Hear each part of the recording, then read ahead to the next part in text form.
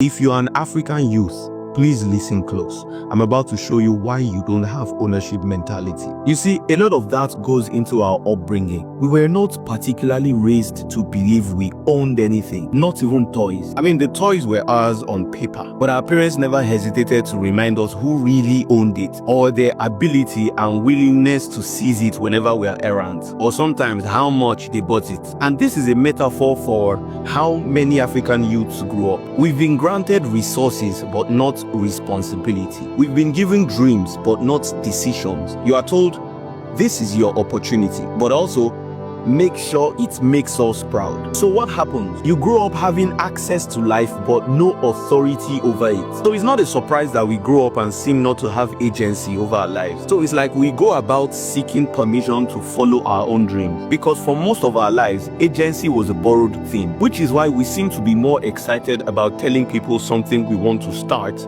than actually starting it. In those instances, what we are really asking is it safe to believe in myself? Is it okay to own my life? And that's why when we find a few people who carry internal permission, we gravitate towards them because we see in them something we have not been taught to see in ourselves. And I don't blame our parents either. They didn't know better. Colonialism was not just about territorial integrity. It was also about mental ownership. It taught generations to defer to authority, wait to be told what to do, see value as something given, not generated. Now, even post-independence, that mentality has leaked into parenting, into religion, into education, into society and governance. So our parents only passed down what they had internalized. Control is love, order is survival. Now, in order to correct this, healing must happen on multiple levels. We must learn to speak to ourselves in ways we were never spoken to. It is okay to make a mistake. You don't need permission to dream. Your decisions are valid. Another antidote is that we must seek mentorship that empowers, not the one that controls. Mentorship shouldn't gatekeep. Mentorship should unlock. The best mentors don't say, follow me.